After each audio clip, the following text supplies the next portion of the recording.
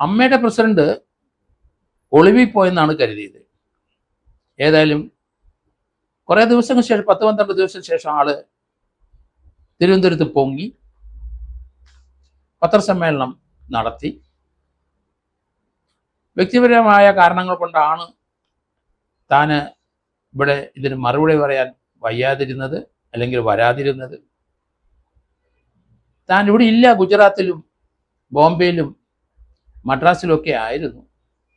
ഇപ്പം വ്യക്തിപരമായ കാരണം കൊണ്ടാണ് താൻ ഇത്രയും താമസിച്ചത് നിങ്ങളുടെ മുമ്പിൽ പ്രത്യക്ഷപ്പെടാൻ കാരണം. ഭാര്യയ്ക്ക് ഒരു സർജറി ഉണ്ടായിരുന്നു, ഭാര്യയുടെ അടുത്ത് ഇരിക്കണമായിരുന്നു. അദ്ദേഹത്തിൻ്റെ വ്യക്തിപരമായ കാര്യവും സ്വകാര്യമായ കാര്യങ്ങളാണ്, അതുകൊണ്ടാണ് ഇതുപോലെ പ്രതികരിക്കാത്തത്. എന്നാലും ഇന്ന് അദ്ദേഹം പത്രസമ്മേളനം നടത്തും എന്ന് വാർത്ത വന്നപ്പം ഒന്നും പ്രതികരിക്കില്ല, അദ്ദേഹത്തിന് ഇതേപ്പറ്റി ഒരു അറിവുണ്ടാവില്ല, എങ്ങനെയെങ്കിലും തടി തപ്പിപ്പോകും എന്നാണ് കരുതിയത്. പക്ഷെ നല്ല ഒന്നാന്തരമായിട്ട് സംസാരിച്ചു, നല്ല ഒന്നാന്തരമായിട്ട് ആക്ട് ചെയ്തു. അദ്ദേഹം സൂത്രത്തിലെ ആ കർമ്മം കഴിച്ചിട്ട് പിൻവാങ്ങി എന്നാണ് തോന്നുന്നത്. ചോദ്യത്തിന് ഉത്തരവില്ല, എനിക്ക് ഒരു കാര്യത്തിനും ഉത്തരമില്ല എന്ന് പറഞ്ഞു. അത് നിയമപരമായിട്ട് പോട്ടെ, അത് ഹേമ കമ്മീഷൻ റിപ്പോർട്ടിൻ്റെ അടിസ്ഥാനത്തിൽ പോലീസ് കേസെടുത്തിട്ടുണ്ട്, ഞാൻ അതേപ്പറ്റി അഭിപ്രായം പറയുന്നത് ശരിയല്ല എന്നുള്ള രീതിയിലാണ് അദ്ദേഹം പറഞ്ഞത്. എൻ്റെ കയ്യിൽ നിൽക്കുന്ന കാര്യങ്ങളല്ല ഇതൊന്നും, അതുകൊണ്ട് നിങ്ങൾ എന്നെ കുഴപ്പിക്കുന്ന ചോദ്യം ചോദിക്കരുത് എന്നുകൂടി പറയുകയും ചെയ്തു. എന്തായാലും വളരെ നാടകീയമായി പത്രക്കാരുടെ മുമ്പിൽ വന്ന് അദ്ദേഹം നല്ലതായിട്ട് അഭിനയിച്ചു, പിൻവാങ്ങി. അങ്ങനെ ഒരു പത്രസമ്മേളനം നടത്തിക്കൊണ്ട് പൊതുജനങ്ങൾക്ക് അതിനകത്ത് ഒരു താല്പര്യമില്ല, അതിൻ്റെ അകത്ത് പൊതുജനങ്ങൾക്ക് അറിയേണ്ട ഒരു കാര്യവുമില്ല. പക്ഷേ അവിടെ ഒരു 15 പേരുടെ ഗ്രൂപ്പിൽ ഞാൻ അംഗമല്ല എന്ന് പറഞ്ഞു. അങ്ങനെ ഒരു ഗ്രൂപ്പ് ഉണ്ടെന്നാണ് അതിൻ്റെ ധ്വനി. ഞാൻ അംഗമല്ല, അതൊക്കെ ഇനി വരാൻ പോകുന്ന കാര്യങ്ങളാണ്. പക്ഷേ തൻ്റെ സഹപ്രവർത്തകരും തൻ്റെ അമ്മയുടെ ഭാരവാഹികളും പലരും റേപ്പ് കേസുകളിലും, പലരും പോക്സോ കേസിലും, അതുപോലെ തന്നെ സ്ത്രീകളെ, നടികളെ പീഡിപ്പിച്ച കേസിലും, അവരോട് ഔമര്യാദയായി പെരുമാറിയ കേസിലും, അങ്ങനെയൊക്കെയുള്ള പല കേസുകൾ കേരളത്തിൽ ഇപ്പം ഇദ്ദേഹത്തിൻ്റെ സഹപ്രവർത്തകർക്കെതിരായി രജിസ്റ്റർ ചെയ്ത് കഴിഞ്ഞു. മുകേഷുണ്ട്, സിദ്ദിഖുണ്ട്, ഇടവേള ബാബു ഉണ്ട്, അതുപോലെ തന്നെ മലയാളത്തിലെ അല്ലെങ്കിൽ ചലച്ചിത്ര അക്കാദമിയുടെ ചെയർമാനുണ്ട്. ഏതായാലും വളരെ സീരിയസ് ആയ ആരോപണങ്ങളാണ് ഇവരുടെയൊക്കെ പേരിൽ ഇപ്പോൾ വന്നുകൊണ്ടിരിക്കുന്നത്. 6-7 മഹാനടന്മാരെല്ലാം പ്രതിയായി. ബാബുരാജ് ഉണ്ട് അതിൻ്റെ ഇടയ്ക്ക്, അദ്ദേഹത്തിനും എതിരായിട്ട് കേസ് വന്നിട്ടുണ്ട്. ജയസൂര്യക്കെതിരായിട്ട് വന്നിട്ടുണ്ട്, ഇടവേള ബാബുവിനെതിരായിട്ട് വന്നിട്ടുണ്ട്. എന്തുവഴി മരിച്ചുപോയ നമ്മുടെ ചിരിപ്പിക്കുന്ന നടനും ഒരു കേസുണ്ട്, മാമുക്കോയ്ക്കെതിരായിട്ടും ആരോപണം പറഞ്ഞു. എന്തായാലും മലയാള സിനിമയിലെ മുഖ്യധാരയിലുള്ള നടന്മാർക്ക് എല്ലാവർക്കും എതിരായിട്ട് ആക്ഷേപം വന്നു. ഇനി എന്ത് നടപടി സ്വീകരിക്കാൻ എന്നാണ് അമ്മ ചോദിക്കുന്നത്.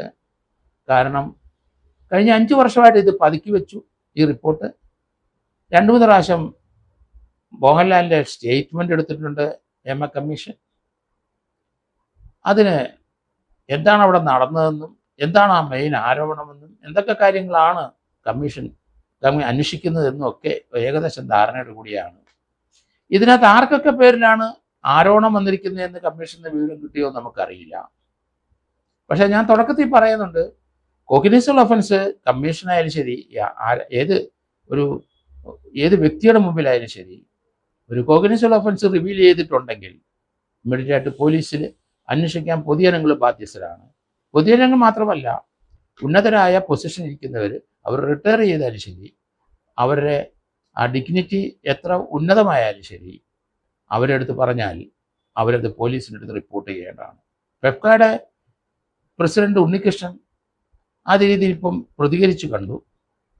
അപ്പോൾ ഇതിനകത്ത് അങ്ങനെ ഒരു ഒഫൻസ്, കോഗ്നിസബിൾ ഒഫൻസ് ഇല്ലാത്തത് കൊണ്ടാണോ അറിയിക്കാതിരുന്നത്, നമുക്കതേപ്പറ്റി വ്യക്തതയില്ല.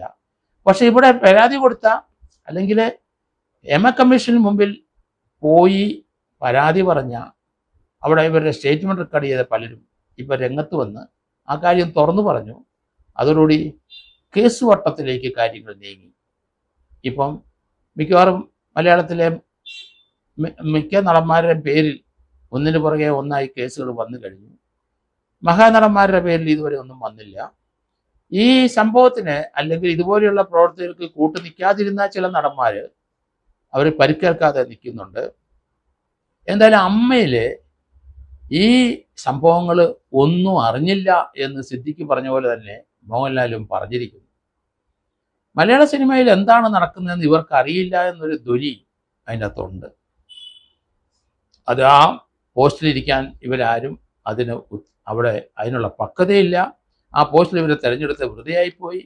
അതിൻ്റെ ആ പോസ്റ്റിലിരിക്കുന്നവരുടെ ജോലി എന്താണ്, ചുമതല എന്താണ്, മലയാള സിനിമയുടെ ഏറ്റവും ഉന്നത രംഗത്തെ ഉന്നത സ്ഥാനത്തിരിക്കുന്ന ഇവർ ഇതൊന്നും അറിയാതെ അവിടെ നടക്കുന്ന ഇതുപോലെയുള്ള പ്രവർത്തികൾ, പ്രത്യേകിച്ച് അമ്മയുടെ അംഗങ്ങളിൽ, പ്രത്യേകിച്ച് മലയാള സിനിമാ രംഗത്ത് ഇവരോടൊപ്പം പ്രവർത്തിക്കുന്ന നടിമാരും നടന്മാർക്കും ഉണ്ടായ ഈ വിഷമതകളൊക്കെ കഴിഞ്ഞ 5 വർഷമായിട്ട് ഇവർ അറിഞ്ഞില്ല, കേട്ടില്ല എന്ന് പറയുന്നത് അത് വളരെയധികം മോശമായ, അവരുടെ വ്യക്തിത്വത്തിന് തന്നെ ഒരു മോശമായ കാര്യമായി പോയി.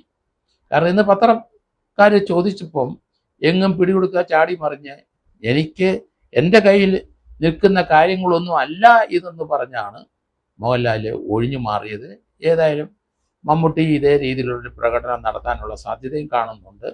മലയാള സിനിമയെ പരിപോഷിപ്പിക്കാനും കൈവിട്ട് കളയരുത് എന്ന് പറയാൻ ആ സിനിമയിലുള്ള ഇവർക്ക് അർഹതയില്ല എന്ന് എനിക്ക് തോന്നുന്നത്. കാരണം ആ സിനിമയിൽ തന്നെയുള്ള നടിമാർക്ക് ഇതുപോലെയുള്ള പീഡനങ്ങൾ സഹിച്ചപ്പോൾ ഇവരെവിടെ ആയിരുന്നു? പിന്നെ എന്തിനാണ് അങ്ങനെ ഒരു ഇൻഡസ്ട്രി നമ്മൾ മുന്നോട്ട് കൊണ്ടുപോകുന്നത്? ഇതൊക്കെ ഇവർക്ക് അറിയാനും അതിന് നടപടിയെടുക്കാനും ഇവർ ബാധ്യസ്ഥരാണ്. അതുകൊണ്ട് കഴിഞ്ഞ ദിവസം ഇന്നലെ തന്നെ ഒരു പ്രസ്താവന നമ്മൾ കണ്ടു, നമ്മളെല്ലാം ഞടുങ്ങിപ്പോയി. അവിടെ ദക്ഷിണേന്ത്യയിലെ ഏറ്റവും വലിയ നടികളിൽ ഒരായ രാധിക, അവർ പറഞ്ഞു അവർ മലയാളത്തിലെ ഷൂട്ടിംഗ് സ്ഥലത്ത് വന്നപ്പം അവരൊക്കെ ഒരു കാരവൻ ഉപയോഗിക്കാൻ കൊടുത്തു. ആ കാരവനിലെ രഹസ്യമായി ക്യാമറ വെച്ചിരിക്കുന്ന അവർ കണ്ട് അവർ ഇറങ്ങി ഓടിയെന്ന്.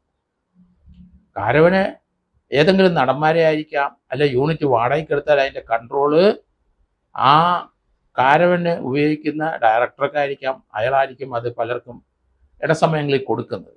അങ്ങനെയുള്ള സ്ഥലത്ത് ആ ഒളിക്യാമറ വെച്ച് അവരുടെ പിക്ചർ, അവരുടെ ദൃശ്യങ്ങൾ, നഗ്ന ദൃശ്യങ്ങൾ ശേഖരിക്കുന്ന ഒരു പ്രവണത മലയാള സിനിമയിലുണ്ട്. കാരണം അവർ തന്നെ പറഞ്ഞു, അവർ ഇവിടുന്ന് ചാടി ഇറങ്ങി ഓടി, അവർ ഹോട്ടലിൽ പോയി ഡ്രസ്സ് മാറി മടങ്ങി വന്നപ്പം ചില നടന്മാർ അവിടെ ഇരുന്ന് അവരുടെ വിലപിടിപ്പുള്ള മൊബൈൽ ഫോണിനകത്ത് ഇതുപോലെയുള്ള നഗ്നദൃശ്യങ്ങൾ ശേഖരിച്ച് പ്രത്യേക ഫോൾഡറാക്കി അടുക്കി വെച്ചിരിക്കുന്നത് കണ്ടു രസിക്കുന്നതെന്ന് അവർ പറയുന്നുണ്ട്. അപ്പം ഇങ്ങനെയുള്ള സംഭവങ്ങൾ ധാരാളം നടക്കുന്നുണ്ടെന്ന് നമ്മൾ ഈ നടന്മാരെ ഒന്നും പഠിപ്പിക്കേണ്ട ആവശ്യമില്ല. അവർ പലരും ഈ കുറ്റങ്ങൾ ചെയ്തുകൊണ്ടിരിക്കുന്നവരും ഇതൊക്കെ ഇവരുടെ നോളജിലുള്ളവരും ഇവർക്കെല്ലാവർക്കും അറിയാവുന്നതുമാണ്. അത് കഴിഞ്ഞ് ഇവിടെ വന്നിരുന്ന ഒരു പൊട്ടം കളിച്ച് ഒരു പ്രസ് കോൺഫറൻസ് മടങ്ങിപ്പോയതിൽ മലയാളികൾക്ക് വലിയധികം നന്ദി ഉണ്ടെന്നാണ് എനിക്ക് തോന്നുന്നത്.